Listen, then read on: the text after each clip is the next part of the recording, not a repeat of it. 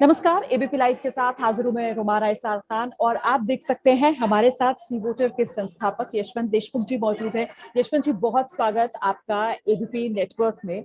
Sir, चंद महीने बाकी रह गए जब 5 राज्यों के अंदर विधानसभा चुनाव होने हैं और ऐसे में जमीन की सियासी नब्ज टटोलती सी वोटर के सर्वे के ये जो आंकड़े हैं वो अब हम सबके सामने हैं। और इसमें जो सबसे बड़ी बात सामने निकल कर आ रही है वो ये कि 5 राज्य जहां विधानसभा चुनाव होने हैं और उसमें 4 राज्य ऐसे जहां बीजेपी की इस वक्त सरकार है और चारों में बीजेपी की वापसी।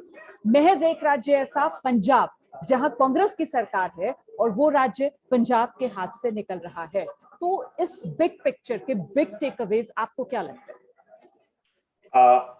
बिग टेकअवे तो ये लगता है कि जैसे आपने बोला कि 4-1 की स्कोर लाइन ये जो दिख रही है 4-1 की, ऐसा लग रहा है कि जैसे वो बीजेपी के बहुत अच्छे प्रदर्शन से या उसके कारण आ रही है, जबकि दरअसल वो मुझे ऐसा लगता है कि राज्यों के लेवल पे बीजेपी की सक्सेस से ज्यादा विपक्ष के फेलियर की कहानी को दिखा रहा है। क्योंकि उत्तर प्रदेश को एक अगर हम छोड़ दें जहां पे एक अदर पोलराइजिंग चीफ मिनिस्टर जरूर है, लेकिन वो पॉपुलर है, जहां पे उनका मैंडेट वो अपने हिसाब से कैरी कर रहे हैं अपने वोटर्स के बीच में।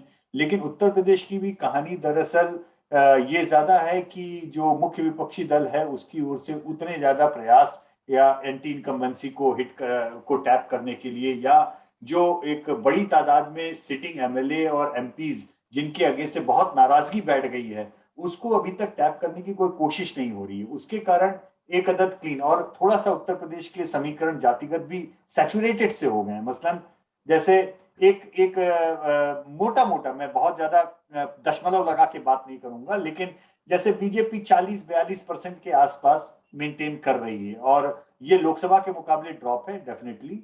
कुछ ब्राह्मण मतदाताओं की नाराजगी भी है, लेकिन उसका गैप 10-12% का जो है वो लगातार बना हुआ है। तो एक जैसे वो 40 के नीचे नहीं आ रहे हैं, वैसे ही सपा 30 के ऊपर नहीं जा रही है, क्योंकि उनकी भी एक सीलिंग जैसे फिक्स हो गई है कि वो अपने खांचे से ऊपर के नए वोट बटोर ही नहीं पा रहे हैं। और बसपा का जैसे हो गया है कि वो जो जाटा वोट वाला जो डोमिनेशन है 15% का, तो हर कोई अपना अपना कोर वोट एक तरह से पोलराइज करके स्टिक कर रहा है।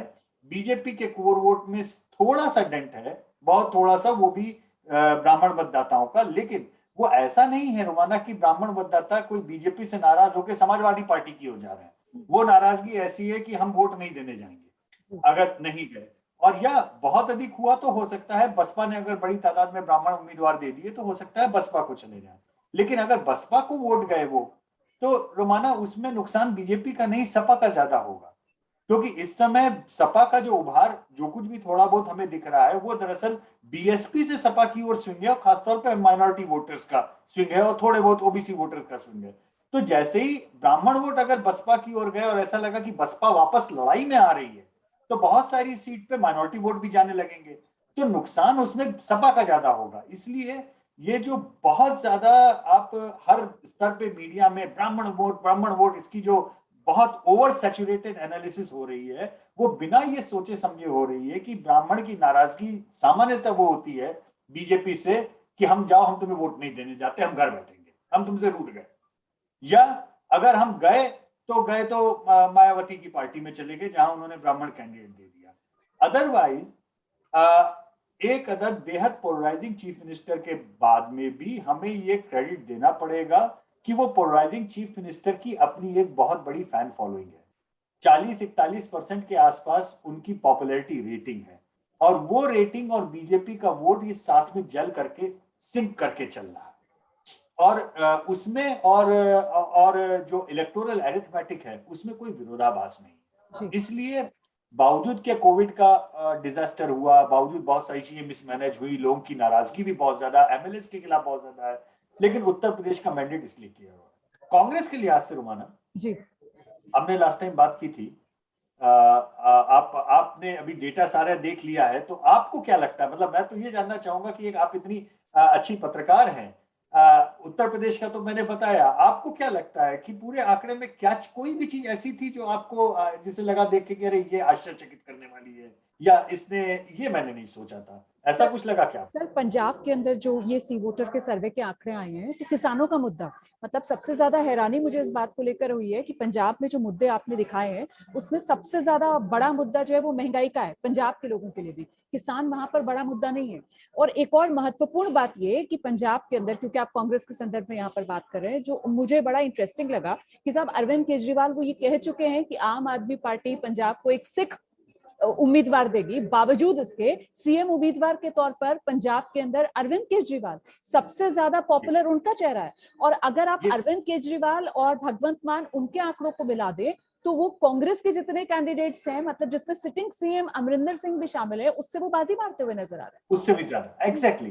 तो मैं बहुत अच्छा आपने सवाल उठाया, और इसमें ये बात आपने, अच्छा हुआ कि आपने किसानों वाले मुद्दे की बात पूछी, क्योंकि वो आंकड़े उसको उस तरीके से शायद दिखा नहीं रहे हैं। दरअसल जो सवाल है कि इस समय आपकी जिंदगी में सबसे बड़ी समस्या क्या है, उसमें ज्यादातर लोग जब महंगाई को या बेरोजगारी को या उस वाले बात को बोलते हैं, इसका मतलब ये कतई नहीं माना कि किसान वाला मुद्दा उनके यहाँ पे दिमाग में हावी नहीं है। जब आप किसान के मुद्दे को अलग से पूछते हैं तो बहुत ज्यादा पंजाब में नाराजगी है।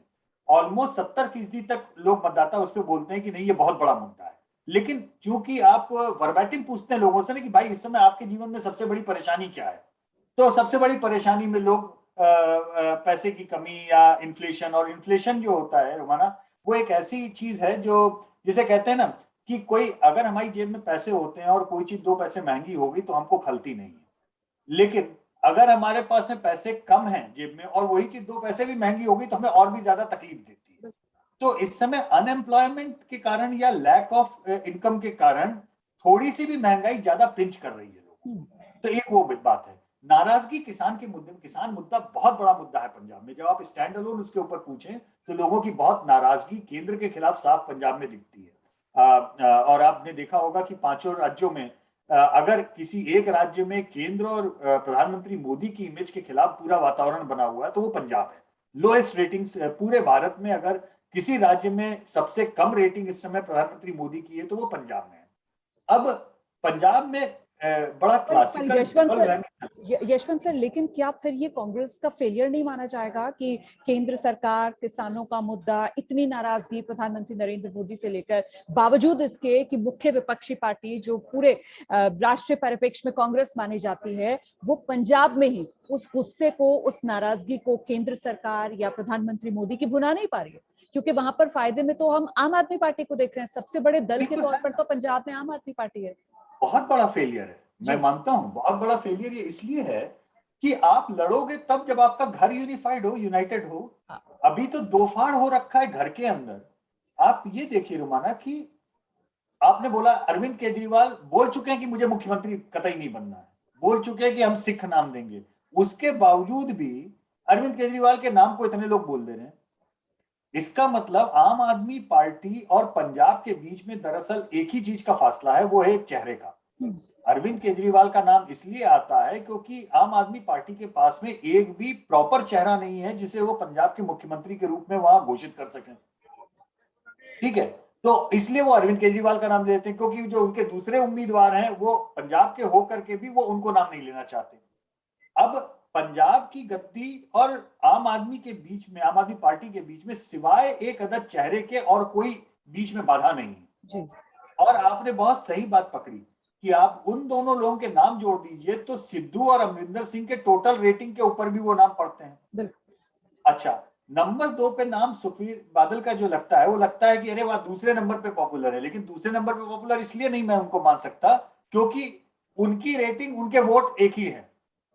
भाई जैसे आम आदमी पार्टी के 2 नेता हैं, पंजाब में कांग्रेस के 2 नेता हैं, लेकिन सुखबीर सिंह बादल अकेले नेता हैं। क्योंकि अब बड़े बादल साहब का नाम नहीं, वो रिटायरमेंट हो चुका है, अब उनके नाम पे नहीं आता। तो जो भी अकाली वोट है कोर, वो केवल सुखबीर बादल का नाम ही लेता है।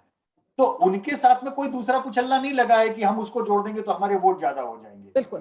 तो वो नंबर 2 पे इसलिए हैं क्योंकि 2 नेताओं के नाम आपके आ रहे हैं, 2 नेताओं के नाम कांग्रेस के आ रहे हैं। और कांग्रेस सिवाय और सिवाय इसके कि वो अपने को दोष दे, इस समय 6 महीने रह गए चुनाव में, जो कांग्रेस के अंदर का सिर फुटअव्वल 1.5-2 साल से चल रहा है, आला कमान तमाम कोशिश कर चुके हैं। और अभी आपको एक बात बताऊं, बड़ी आपको हंसी आएगी। कांग्रेस ने ऐसा लग रहा है पंजाब के चक्कर में उत्तराखंड गंवा दिया है, क्योंकि 1.5 साल से उन्होंने हरीश रावत को पंजाब में झोंक रखा था, जो उनका सबसे बड़ा नाम था उत्तराखंड का, जो जिसको एक्चुअली सारे काम छोड़ करके सिवाय इसके कि वो उत्तराखंड की 70 सीट पे कैंपेन करें जा करके, आपने उस इंसान के, उस हीरो के, उस सबसे पॉपुलर लीडर के 1.5 साल आपने खराब कर दिए। और इतने इतने 3 चीफ मिनिस्टर बदलने के बाद में भी अभी ऐसा लग रहा है कि हरीश रावत उत्तराखंड में नंबर 1 पॉपुलर लीडर बन रहे हैं, लेकिन उत्तराखंड की बात हम बाद में करेंगे, लेकिन तब भी ऐसा लग रहा है कि जैसे मामला भटक गया है। इतनी छीछा लेदर के बाद में भी अगर उत्तराखंड बीजेपी जीतती है रोमाना, तो सिवाय अगर आप सिंपैथाइजर हैं कांग्रेस के तो अपना दीवार पे सिर दे मारिए, इसके अलावा मैं और कोई आपको बोल नहीं सकता कि भाई क्या बोलेंगे, किस तरीके से आप इसको एनालाइज करेंगे। बिल्कुल, आपने शुरू में ही कहा था विपक्ष का फेलियर, इस तौर पे इसको देखा जाना चाहिए। सर बस पंजाब पर एक और सवाल, उसके बाद यूपी पर थोड़ी और बात करेंगे, उत्तराखंड पर चलेंगे, और पंजाब पर तो सवाल ये जो आपने अभी कहा ना कि साहब कांग्रेस की अपनी सिर फुटपल, इसमें एक सवाल जो सी वोटर के सर्वे में आया कि भाई कैप्टन के कामकाज से आप कितना संतुष्ट हैं, तो इसमें जो असंतुष्ट है वो 65%, और इसके लिए सीधे सीधे क्या नवजोत सिंह सिद्धू, परगट सिंह जैसे कांग्रेस के नेताओं को जिम्मेदार नहीं कहा जाना चाहिए, जो लगातार कैप्टन सरकार की खामियां दिखा रहे हैं? मतलब माहौल तो पूरा उन्होंने बना दिया। अगर ये तो वही बात हो गई ना कि कल के दिन खुदा ना खास्ता अगर राजनाथ सिंह से लेकर के गडकरी से लेकर अमित शाह तक सारे लोग मिल करके प्रधानमंत्री मोदी में बुराइयां दिखाने लगे, तो बीजेपी के वोटर्स का क्या कंफ्यूजन होगा। तो आपके डेप्यूटी, आपके नंबर 2, 3 सारे मिलकर अगर मुख्यमंत्री के ही टांग खींचने में लगे हैं, तो वोटर तो दो फाड़ हो ही जाएगा। और वो तो किस्मत अच्छी है कांग्रेस की कि जो थोड़ा बहुत वो उसके इतना छीछा लेदर के बाद में भी अगर वो कंटेस्ट में दिख रही है थोड़ी बहुत, और अभी भी ऐसा नहीं लग रहा है कि आम आदमी पार्टी स्वीप कर रही है पंजाब, ऐसा नहीं दिख रहा है, नंबर 1 सिंगल लार्जेस्ट जरूर दिख रहा है, तो उसका किस्मत अच्छी मानिए कि अभी तक आम आदमी पार्टी के पास में कोई चेहरा अच्छा दिखाने के लिए नहीं आया। अगर आम आदमी पार्टी के पास में हाइपोथेटिकली बोल रहा हूं, मानी सिद्धू का ही चेहरा होता, तो सिद्धू के मतलब उस तरीके के पॉपुलर चेहरे को सामने लगा करके या जिसकी और पकड़ मजबूत हो उस तरह के चेहरे को लगा के आम आदमी पार्टी 80-90 सीट खींच ले सकती है इस समय, जो हालत है पंजाब में, लोगों की जिस तरीके की नाराजगी है पंजाब में। तो ये तो किस्मत अच्छी है, और आम आदमी पार्टी का फेलियर ये है इसमें कि अगर इतने उठापटक के बीच में वो अगर एक चेहरा नहीं निकाल पाए जिसमें जनता बोले कि भैया कोई चेहरा दे दो, हम आपको जिताना चाहते हैं, और आप एक चेहरा ना लेके आ सको, तो ये फिर उनका फेलियर है। बिल्कुल उनका फेलियर जो गोवा में हो रहा है जी। आप गोवा तो और भी इंटरेस्टिंग है तो माना, मतलब आप उत्तराखंड के बाद में चर्चा करना चाहेंगे? बिल्कुल सर, बाद में, पहले उत्तराखंड पर आ जाते हैं। और उत्तराखंड में जिस तरीके से आपने खुद ही कह दिया कि साहब हरीश रावत सबसे पॉपुलर चेहरा हम देख रहे हैं हरीश रावत का है। अच्छा, ये कांग्रेस की एक रणनीतिक चूक देखने के लिए आपने उसको पहले अंडरलाइन कर दिया कि साहब उनका फोकस पूरा उत्तराखंड में होना चाहिए था, लेकिन आपने हरीश रावत को पंजाब के अंदर बिजी कर रखा है। अब सवाल मेरा ये है कि बेरोजगारी और महंगाई, ये सबसे बड़े मुद्दे उत्तराखंड के निकल कर आए हैं, जितने मुद्दे हमने रखे थे, बावजूद इसके सत्ताधारियों की उत्तराखंड में वापसी, इसको आप किस तरीके से देख रहे हैं? बहुत ही विचित्र है, मतलब उलट बांसी जैसा लग रहा है, क्योंकि हम जब ट्रैकर कर रहे थे और ये इस मुख्यमंत्री के बदलाव के पहले वाले में तो ऐसा लग रहा था कि अगर बीजेपी दहाई भी पहुंचेगी, 20 सीट भी पहुंचेगी कि नहीं उत्तराखंड में, जो नाराजगी थी। लेकिन जो ये वाले मुख्यमंत्री का बदलाव हुआ रोमाना, उसमें ये चीज देखी कि हम लोगों के ट्रैकर में डेटा में जैसे लोग लाल लाइन ऊपर बहुत असंतोष का था, जिस मुख्यमंत्री के बनते ही वो तड़ाक से नीचे गिरा, और कोई ग्रीन लाइन ऊपर नहीं गई है। मैं ये नहीं कहूंगा कि ग्रीन लाइन ऊपर गई है, जो लाइन ऊपर गई है वो ब्लैक होती है, डोंट नो कांट से, जिसमें लोग जजमेंटल नहीं होते, इसमें कहते हैं कि भाई मतलब पता नहीं, अभी तो देख रहे हैं कैसे हैं, लेकिन बुरे नहीं है, तो अच्छे नहीं है, अच्छे नहीं है, एक ये एक स्टेटमेंट होता है, एक इमोशन होता है, बुरे नहीं है एक स्टेटमेंट होता है। बुरे नहीं है वाले में काम चल जाता है कैडर वोट के साथ। बुरे नहीं है में अगर आपके पास में 40% कैडर वोट है राज्य में, तो वो आदमी इसलिए निकल के वोट डाल आता है कि चलो ये पहले ऐसा बुरा नहीं, कोई is not a bad guy, ठीक है, चलो मतलब कांग्रेस को आने से तो बेहतर है वोट डालें। अब इस मुख्यमंत्री के कारण जो बोलता नहीं है ज्यादा या जो मूर्खतापूर्ण बयान नहीं देता है, मतलब उनकी यही सबसे बड़ी क्लासिक क्वालिफिकेशन है at this point of time. और दूसरी तरफ बड़े ही विचित्र तरीके से करीब करीब 15% के आसपास जो आम आदमी पार्टी के लिए इमोशन आ रहा है, वो सिवाय और सिवाय कांग्रेस के वोट काटने के अलावा कुछ नहीं दिखाई दे रहा मुझे। क्योंकि एक बड़ी अजीब सी स्थिति माना कि आम आदमी पार्टी के लिए जो इमोशन है उत्तराखंड में, वो दरअसल कंसंट्रेटेड नहीं है किसी एक जगह पे, वो पूरे राज्य में छितराया हुआ है। तो पूरी संभावना है कि उनकी 0 सीट आए। ये भी हो सकता है कि उनकी एक भी सीट ना आए, लेकिन वो जो बीजेपी से नाराज वोट है, अगर वो उसको काटने में कामयाब हो जाते हैं तो वो बीजेपी का ही काम आसान करेंगे ना। क्योंकि वो अगर 15% का ब्लॉक अगर आम आदमी पार्टी नहीं होती तो वो स्विंग होकर के सीधे कांग्रेस के खाते में जाता। बिल्कुल। और कांग्रेस जो है वो 45% वोट के आसपास दिखाई दे रही होती। अब हरीश रावत को आपने इतना दिन इतना लेट कर दिया, उसके बंदे के 1.5 साल आपने पंजाब में खपा दिए, जिसमें अगर वो पूरी तरह लगे होते तो अब तक वो एक तरह से बोल देते कि भाई बीजेपी को हटाना है तो मैं यही लाना है, क्योंकि और कोई ऑप्शन नहीं है। वो काम अभी भी वो कर सकते हैं, लेकिन वो विंडो कम हो गया है। अब केवल 5 महीने उनके पास में बचे हैं उसको एस्टेब्लिश करने के लिए। तो इन 5 महीनों में अगर हरीश रावत बिल्कुल पूरी ताकत लगा देते हैं, और वो पॉपुलर है नो डाउट, और हरीश रावत की इमेज बहुत अच्छी है, और वो तब भी पॉपुलर थे रोमाना, आपको बड़ा आश्चर्य होगा, जब वो चुनाव हार गए थे तब भी वो पॉपुलर थे। तो बड़ा एसेट थे कांग्रेस के पास में, कांग्रेस ने अपने ही एसेट को प्रयोग नहीं किया है। और आम आदमी पार्टी ने अच्छा बुरा जो भी कहिए, कम से कम एक अदर सीएम कैंडिडेट वहां पे दे दिया, जाहिर सी बात है। ठीक है।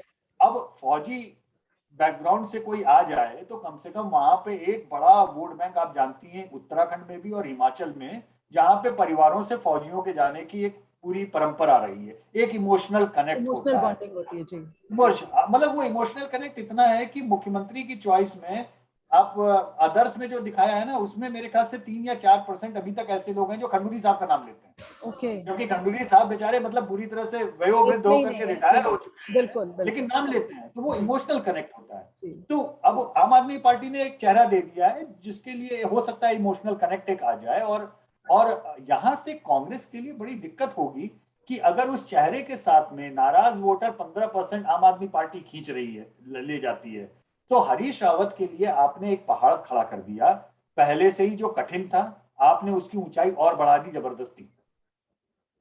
और ये केवल वो 1-1.5 साल का जो उनका हाथ पैर रोका लग गया है, ये वो है जी। तो अब आप कोशिश या उम्मीद ये लगा रहे हैं बाकी सारे लोग कि जो काम हरीश रावत को 2 साल में करना था वो अब 6 महीने में करें।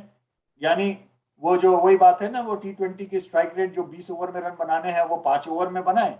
तो अब 5 ओवर में स्टार बैट्समैन हैं, कर सकते हैं, आने वाले समय में हमारे ट्रैकर में पता भी लग जाएगा कितना वो कर रहे हैं। लेकिन अच्छे से अच्छे बल्लेबाज को भी आप अगर इम्प्रैक्टिकल टारगेट देंगे जी, तो आप जबरदस्ती उसके लिए चुनौती खड़ी कर रहे हैं। बिल्कुल सही बात है, मौका था शानदार एक। अच्छा सर, गोवा और मणिपुर की अगर बात की जाए, यहाँ पर 5 साल पहले जिस तरीके से सरकार सत्ता में आई थी बीजेपी, उसके बाद कई तरीके के सवाल खड़े किए गए, लेकिन अब जबकि चुनाव नजदीक है तो सी वोटर का सर्वे यही कह रहा है कि दोनों राज्यों के अंदर बीजेपी दोबारा सत्ता में आ रही है। इसको क्या माना जाए, क्या ये एक तरीके से जो डबल इंजन की सरकार है, ये उसका भी एक फायदा है जो मिल रहा है इन राज्यों के अंदर बीजेपी को? दरअसल गोवा मेरे लिए इन 5 राज्यों में सबसे बड़ी हेडलाइन है। हाँ। आपको बताएं, बहुत छोटा सा राज्य है, लेकिन हेडलाइन मेरे लिए बड़ी है क्योंकि आम आदमी का पार्टी का उभार पंजाब में ये दिल्ली से भी पहले होने लगा था। आपको अगर याद होगा 2013 में जब हमारा ट्रैकर आया था, 2013 के उस ट्रैकर में हम लोगों ने बोला था कि दिल्ली से ज्यादा आम आदमी पार्टी के लिए पंजाब में इमोशंस है।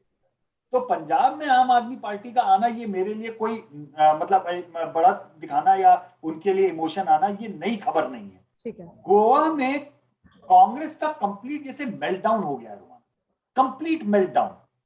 वो मेल्टडाउन की सिचुएशन ये है कि आम आदमी पार्टी वहां पर वोट शेयर में नंबर 2 ऑलरेडी स्कोर कर रही है। हो सकता है अगेन सीटों के मामले में कहां जाएगी मुझे नहीं पता, मैं नहीं कह सकता। सीटों का हम लोग एक कन्वर्जन जरूर कर देते हैं कि भाई 20-22% वोट मिल रहा है तो इतने सीटें मिल जाए। मैं सीटों के बारे में नहीं जा सकता क्योंकि कैंडिडेट्स का इश्यू होता है। लेकिन आप एक जैसे सोशल मीडिया में अक्सर हम लोग देखते हैं ना, एक अंडा प्रोफाइल होती है जिसमें इंसान अपना चेहरा नहीं लगाता, बेनाम चेहरा। अब कभी मुझे याद नहीं पड़ता लास्ट टाइम ऐसा कब हुआ था किस सर्वे में, जब मुख्यमंत्री आप किसको देखना चाहेंगे तो लोग बेनाम अंडे को वोट दें और बोले आम आदमी पार्टी का कोई कैंडिडेट भी नहीं है। नंबर 2 पे आम आदमी पार्टी का कोई कैंडिडेट। अब ये जब दूर दूर तक कभी कोई जिक्र नहीं है, कोई नाम नहीं है, कुछ जिक्र नहीं, कोई नाम नहीं, उनके पास में कोई चेहरा नहीं, और वहां पे तो लोग अरविंद केजरीवाल का भी नाम नहीं ले रहे हैं। वही चीज ये है कि समहाउ गोवा में अरविंद केजरीवाल को वो लोग more like a PM candidate देखते हैं। मतलब अगर आप मुख्यमंत्री किसको देखना, प्रधानमंत्री किसको देखना चाहते हैं तो उसमें वो ट्रैक्शन आ जाता है 17-18%। आपसे ये जानना चाह रही थी कि भाई जिस तरीके से हमने पंजाब में देखा कि सीएम की पसंद के तौर पर अरविंद केजरीवाल का नाम आया, तो गोवा में वहां पर आम आदमी पार्टी कैंडिडेट उम्मीदवार की बात है, तो क्या ये नाम आप सुझाते हैं या ये खुद लोगों की तरफ से? नहीं, वर्बेटिम होता है।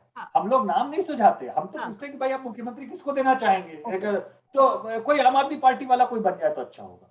तो अब अच्छा, उसमें ये होता है कि प्रधानमंत्री किसको देखना चाहेंगे तो राहुल गांधी का नाम आता है जो अपोजिशन वोटर्स हैं, लेकिन राहुल गांधी से ज्यादा नाम अरविंद केजरीवाल का आने लगा गोवा में। तो समहाउ वो केजरीवाल को एज ए नेशनल पॉलिटिशियन देखते हैं, वो रीजनल पॉलिटिशियन की तरह से समहाउ गोवा में नहीं देखते, और गोवा में चेहरा नहीं इनके पास में। अब इनकी किस्मत देखिए आम आदमी पार्टी की। अब हो सकता है कि वो नंबर 2 पार्टी बन जाए वोट शेयर के लिहाज से, लेकिन अगर कैंडिडेट अच्छे नहीं हुए, सीएम कैंडिडेट का चेहरा गोवा में नहीं दे पाए तमीज का, तो वो उसको कन्वर्ट कर पाएंगे, ये मुश्किल मुझे दिख रही। लेकिन कांग्रेस का तो इतना बुरा हाल हो गया है कि मेल्टडाउन, मतलब इसे कांग्रेस के लिए हम लोग जब सीटों का कैलकुलेशन कर रहे थे तो आपको बड़ी जान के आश्चर्य होगा कि जो 4-5 सीटों का शायद टीम ने बोला या 4 का बोला, वो 4 जो है उसमें वो भूतपूर्व मुख्यमंत्री है कांग्रेस के, मतलब जिनकी इंडिविजुअल स्टैंडिंग अपनी सीट पे बड़ी स्ट्रांग है, पकड़ है। तो वो कांग्रेस की सीटें नहीं है, वो उन 4 लोगों की सीटें, पार्टी की सीटें नहीं जी। अब और कांग्रेस के अगर आप मुख्यमंत्री पद पे आप किसको देखना चाहेंगे तो पहला जो वर्तमान मुख्यमंत्री है उनका नाम आता है, दूसरे पे वो अंडा आता है आपका, तीसरे पे फिर बीजेपी के ही एक और नेता का नाम आता है, ठीक है, चौथे पे एमजीपी के नेता का नाम आता है, तब जाके 5वें नंबर पे कांग्रेस के किसी भूतपूर्व मुख्यमंत्री का नाम आता है। तो आप ये सोचिए कि जिस राज्य में टॉप 4 कैंडिडेट मुख्यमंत्री के वो मेन अपोजिशन पार्टी के ही नहीं आ रहे हैं, तो पार्टी के वोट कन्वर्जन कैसे होगा? मतलब लोग अब आपको उस रेस में नहीं देख रहे हैं, ऐसा लग रहा है कहीं ना कहीं। और अगर आम आदमी पार्टी जैसा अभी ट्रैकर दिखा रहा है, अब आने वाले 6 महीने में हम लोग लगातार देखेंगे, इसको ट्रैक करेंगे कितना होता है, लेकिन अगर आम आदमी पार्टी कांग्रेस को रिप्लेस कर देती है गोवा में रोमाना, तो आप ये सोचिए कि ये जो 4-1-4-1 का जो हम लोग 4-1 का एक हम लोग नैरेटिव या मैंडेट सोच रहे हैं कि भाई कैसे लोग देखेंगे इसको, रीड कैसे करेंगे इस मैंडेट को जी, उसमें बीजेपी के 4 जीतने से बड़ी मुझे लगता है कि शायद एनालिसिस करने की ये बात होगी कि आम आदमी पार्टी दिल्ली से निकल करके पंजाब पहुंची, गोवा में नंबर 2 हो गई, और उत्तराखंड में कांग्रेस को अगर हराने में भूमिका निभा देती है, तो ऑल ऑफ ए सडन आपका फुटप्रिंट रीजनल पार्टी से बढ़कर के थोड़ा सा नेशनल पार्टी की तरह होने लगे।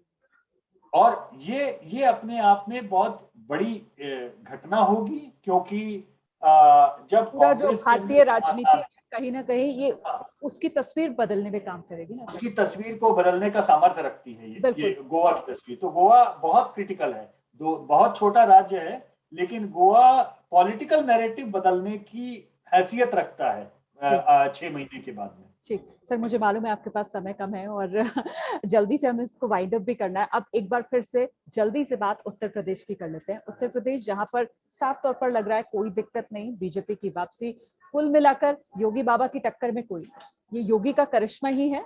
और जातिगत समीकरण जिसमें सैचुरेशन इतना आ गया है कि अब गुंजाइश नहीं बची है इधर उधर किसी तरीके की कोई और उथल पुथल की, या अभी भी जो छोटे दल हैं, जो छोटी जातिगत पार्टीज हैं, उनमें इतनी गुंजाइश बाकी है वो खेल बदल सके?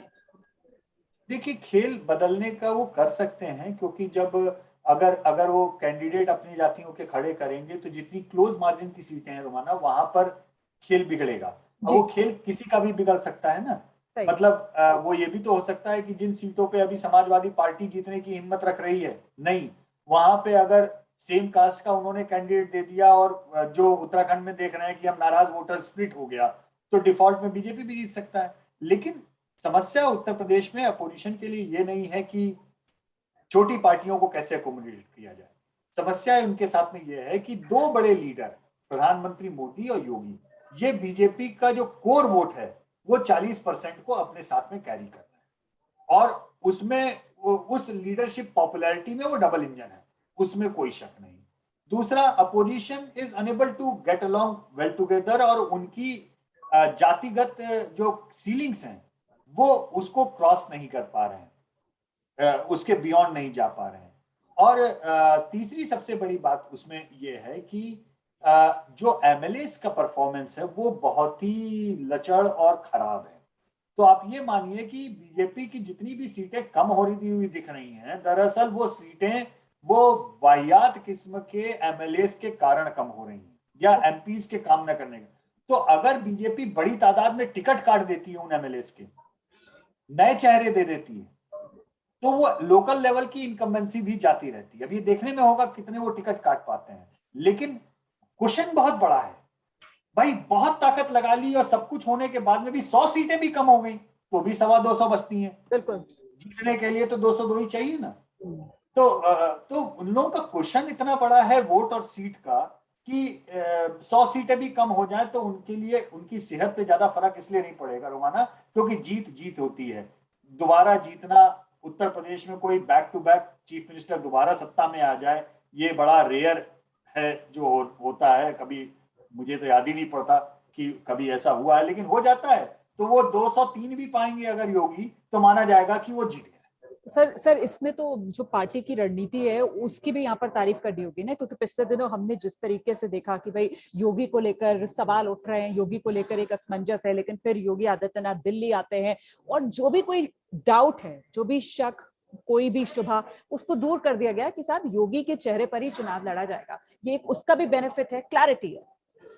जी बिल्कुल है क्लैरिटी। और ये मुझे लगता है कि संगठन के स्तर पे, ऑर्गेनाइजेशन के स्तर पे इस मामले में डैमेज कंट्रोल बीजेपी का ज्यादा प्रोएक्टिव है, और ये हर जगह दिख रहा है। हम लोग कितनी भी हंसी उड़ाएं कि 3 मुख्यमंत्री बैक टू बैक उत्तराखंड बदल दिए, लेकिन दूसरा भी उनको गड़बड़ लगा तो बदल दिया ना फटाक से। सही। आपने देखा येदियुरप्पा को बदल दिया। आप सोचिए, कर्नाटक में येदियुरप्पा होने के मायने वही है, उनको दक्षिण का एल के अडवाणी कहा जाता था। और कर्नाटक का अगर आप ट्रैकर का ग्राफ देखें तो जो बिल्कुल लाल लाइन ऊपर चढ़ी हुई थी वो टप से नीचे आ गई है। लोगों का गुस्सा जैसे ना प्रेशर कुकर के सेफ्टी वॉल्व की तरह ठुस करके निकल गया है। तो आप इसको तो प्रोएक्टिव मानेंगे, इसको तो बोला ही जाएगा कि कम से कम बीजेपी को फुल मार्क्स इस बात के हैं कि वो 24/7 एक्टिव पॉलिटिक्स कर रहे हैं, वो डैमेज कंट्रोल कर रहे हैं। उत्तर प्रदेश में डैमेज हो रहा था, मुख्यमंत्री की कार्यशैली को लेकर के लोग बतेरे नाराज थे, लेकिन उन्होंने ये भी समझ लिया बीजेपी ने कि उनकी अपनी पॉपुलैरिटी है मुख्यमंत्री की, और वो पॉपुलैरिटी बीजेपी के वोट बैंक के साथ में सिंक होके चल रही है। तो इस समय उस पॉपुलैरिटी के अगेंस्ट में वो कोई भी कदम नहीं उठाना चाहते थे। तो जो भी उन्होंने बंद कमरे में तय किया, जिस तरीके से भी किया, मैनेज तो किया ना, मैनेज तो किया।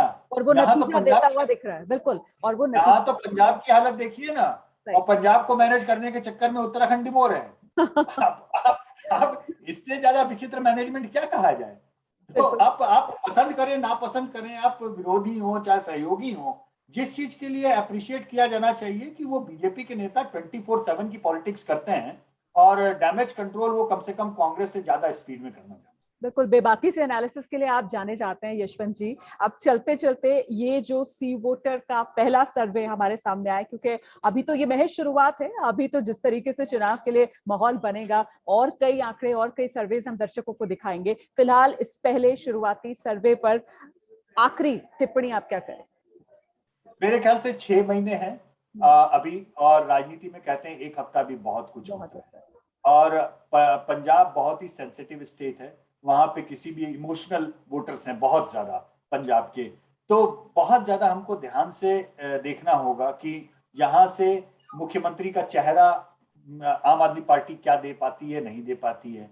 किस तरीके से उनके पास में कैंडिडेट गोवा में आते हैं या नहीं आते हैं, और उत्तराखंड में उनका उभार ये सस्टेनेबल है कि नहीं है, कि हरीश रावत के अब यहाँ से कैंपेन करने के बाद में अब बहुत सारे वोटर हो सकता है एंटी बीजेपी ये वाले ये भी सोचें कि यार ये तो आम आदमी पार्टी को वोट देने से हरीश रावत हार रहा है, हम तो बीजेपी को हराना चाहते थे। तो ये जो 5 महीने 6 महीने का अब समय बाकी है, 5 महीने का बेसिकली कैंपेन के हिसाब से वैसे बोलें, तो इस 5 महीने में पूरा हम लोग ट्रैकिंग लगा रहे हैं, हर हफ्ते रोज के रोज पूछ रहे हैं, और हमने ये भी तय किया है कि हर महीने के पहले हफ्ते में एबीपी सी वोटर का जो ट्रैकर है वो आपके सामने, सब दर्शकों के सामने रखेंगे। तो हम पूरा ध्यान रखेंगे, लेकिन बहुत सेंसिटिव है ये चुनाव, ये डन एंड डस्टेड नहीं है, ये मैं नहीं मान सकता हूं कि डन एंड डस्टेड है। डन एंड डस्टेड या उस लिहाज से कभी भी भारतीय राजनीति में किसी भी चुनाव को नहीं देखा जाना। बिल्कुल बिल्कुल बिल्कुल, बहुत बहुत शुक्रिया सर, बहुत बहुत शुक्रिया हमारे लिए समय निकालने के लिए। कुल मिलाकर चुनाव का ये मौसम है, और चुनाव के मौसम में जिस तरीके से यशवंत जी कह रहे थे कि साहब आप किसी भी फैसले पर पहले नहीं पहुंच सकते हैं, अभी तो महज शुरुआत है और उतार चढ़ाव का ये दौर जारी रहेगा, और उस उतार चढ़ाव की जो पूरा ग्राफ है वो सी वोटर का सर्वे आप तक पहुंचाएगा। रहिए हमारे साथ एबीपी न्यूज पर कुछ और खबरों के साथ।